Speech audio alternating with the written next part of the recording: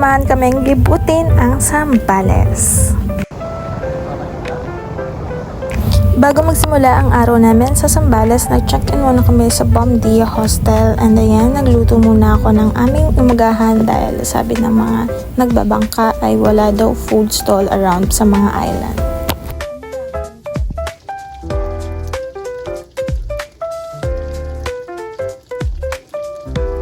After na nga namin kumain, nagsimula na ang paglalakbay namin papuntang Bundakit dahil dun daw po yung maraming boat riding. And mas mura siya compare sa Liwa. Ayan, nakikita nyo na yung mga bangka. Pero medyo pricey siya, pero solid naman pag nasa islands ka na.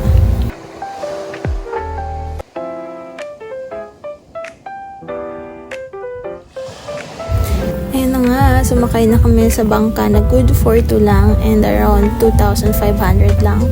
And ayan, papunta na kaming Camara pero sad to say wala kami na-take na videos around Camara. So, nag-take na lang po kami ng photos. Makikita nyo siya after nitong video na to. Sobrang ganda talaga.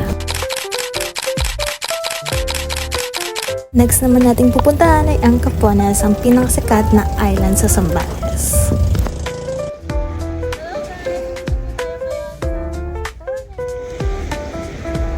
Bulubunduking mga bato pa lang ay mamamangha ka na talaga pati sa mga white sands nila na sobrang pink.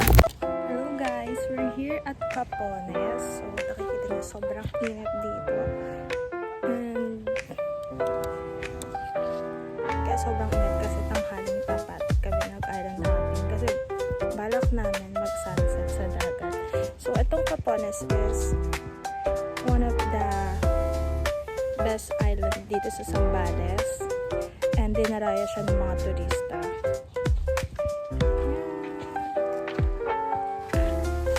After nga namin mag-take ng photos and videos, pabalik na kami sa bangka upang puntahan ng Anawangin. So here's my boyfriend. We are on the way on Anawangin. So ayan, ganda-gandaan siya dyan. Kasi ayaw niya din umitim. Sayang ang luta. Charot!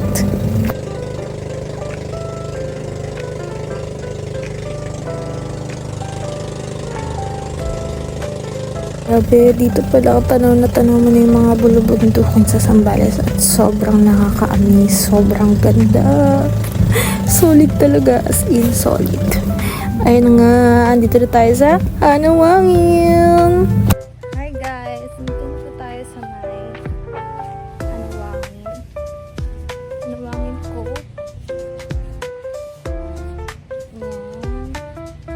And then, oh my god.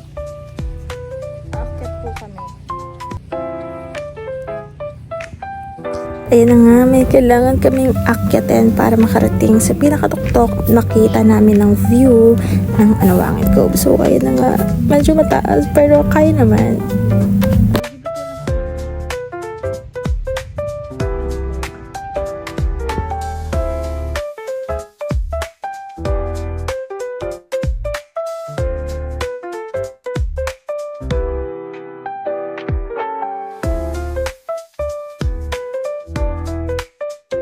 Hingal na agad ang mga furs, so nasa kalagitnaan pa lang. Pero ayun, nakikita nyo ba yung tuktok na yun? Malapit na tayo! Ayan, nandito na tayo sa kalagitnaan at nakikita nyo na nga yung view at yung view ng jowa kong pawis na pawis.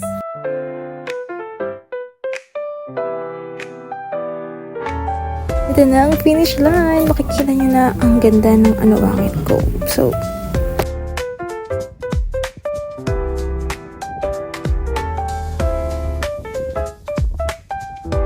after na nga namin magstay ng 1 hour, nagpicture na kami and ayan, kitang-kita yung ganda ng Anawangin Cove.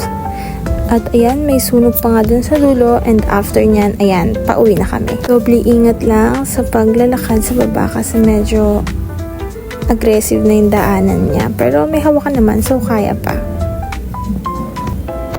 At ayan, nag-take muna kami ng mga videos, kunwari for aesthetic lang namin. Oh my god, super ganda. Pero pagod na talaga kami niyan. Pagbabat, pagtaas pa lang, pero solid. At syempre, bago matapos ang lahat, ay bumili muna kami ng souvenir para pasalubong. And after that, nagstay muna kami sa Anawangin papunta na kaming dagat ng Anuwangi. So, ayan na. Ito po yung way papuntang dagat. Mga 5 minutes na lakad lang naman siya. So, carry na. Malapit lang din naman. Charan! Ayun na. Sobrang lakas ng alon pero ang sayap maligo.